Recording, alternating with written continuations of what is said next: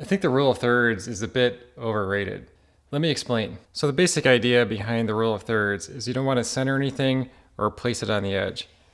Beginners tend to center their subject. So if you have an apple, it's in the center of the canvas, and maybe even the table line is centered. The way the rule of thirds works is that you would divide the canvas up into thirds in both directions. And you would place your center of interest, or the subject matter, where these lines intersect. So you would take this apple and you would put it at the top right corner, for example. So here's my apple. And maybe the edge of the table would be on one of these lines too. If I erase these lines, you'll see what this looks like. So the apple is more towards the right. It's a bit more dynamic. The space isn't divided so evenly.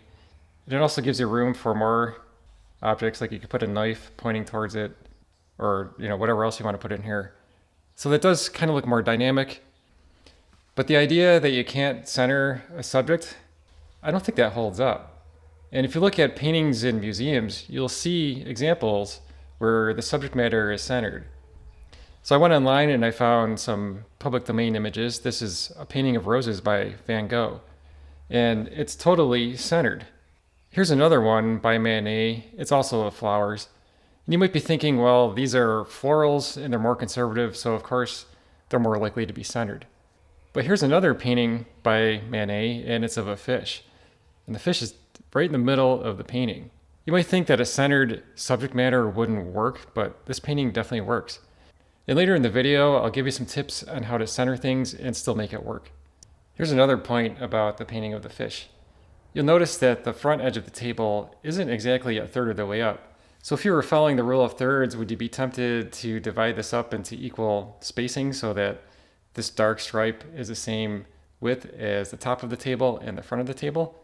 I would say you don't want to do that because equal spacing is boring. And that leads me to the rule of composition that I think is actually more dynamic and useful than the rule of thirds. This comes from the book by Greg Albert called The Simple Secret to Better Painting. The title seems a little gimmicky, like how could there be one simple secret, but there is a lot of depth to this rule. So what is this rule? It's very basic. Never make any two intervals the same. And I was just discussing that with the painting of the fish. If all those horizontal bands were equal, that would be pretty boring. Here's the basic proportions of the background and the table that Manet used. And the corner of the tablecloth is sort of folded up, so that's kind of like another area of interest. But you can see how these are all different intervals. Now, had he divided that equally, it's pretty monotonous.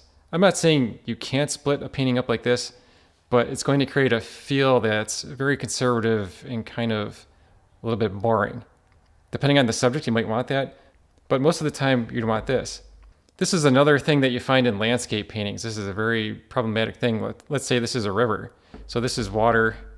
Then you have maybe like a tree line with skies, and then a foreground with like some rocks, maybe a little tree.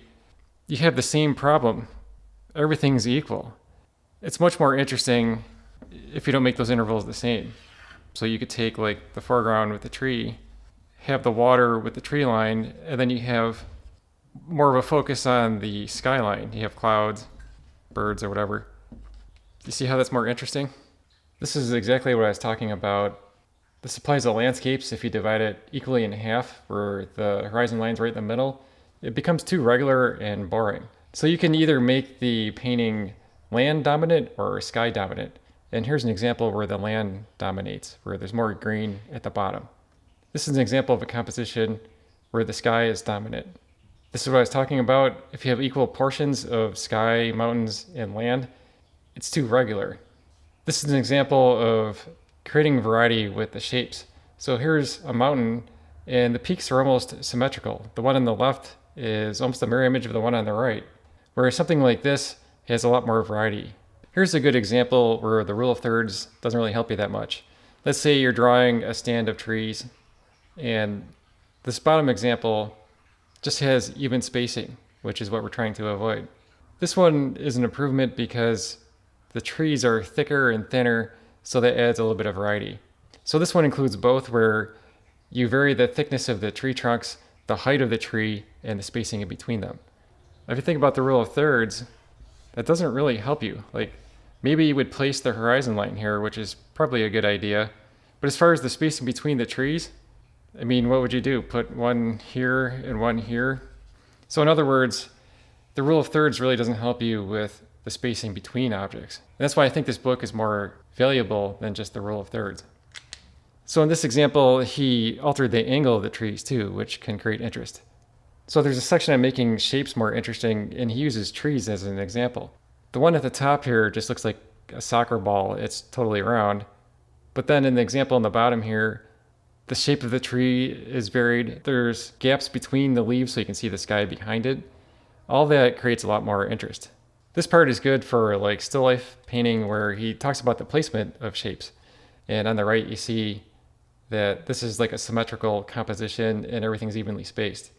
But then he starts getting into asymmetrical compositions where there might be something larger on the right and then a couple of objects on the left that sort of balance that out. You could probably find an example where a painting like this works, but most of the time, especially with like nature subjects, even spacing and having a pattern of shapes like this won't work.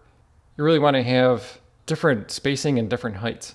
So as I said in the beginning, you can make a centered composition work. And one of my tips is if you center it, you need something else in the background to be less symmetrical. So in this example, the table is kind of higher up in the frame, and then there's another shape down here. So we have different intervals for the background. In this example, I did the same thing. The edge of the table is lower down in the painting, but I also have the right edge of the table leaning inwards, which makes it less symmetrical. It is true that most of the time centering things might get a little bit static, but there are times when it does work, and that violates the rule of thirds. Another subtle point about flower compositions is you could sort of balance the majority of the flowers up towards the top.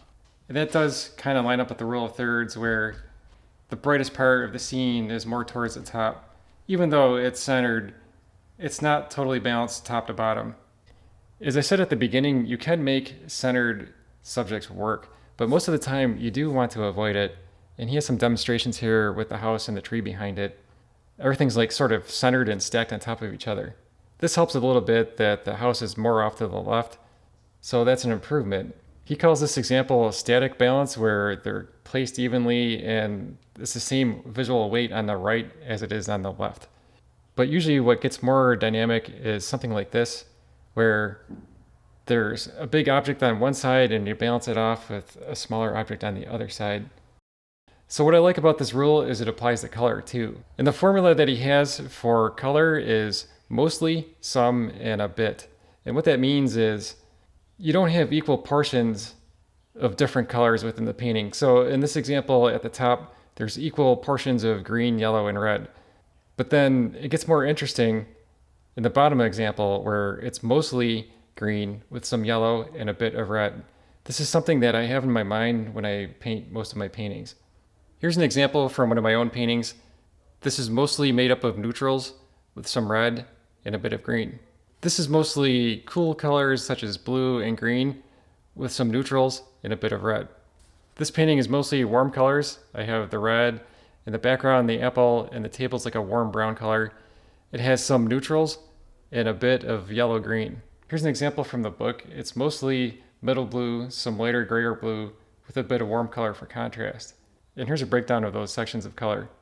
The same concept can be applied to values, where the painting can be mostly shadows with some midtones with a little bit of highlights. So there's examples of that where he'll take the painting, such as this landscape.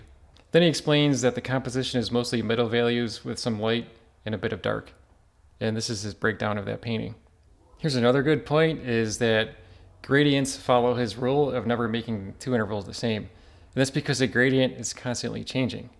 Now compare that to having a background that's just like one solid color.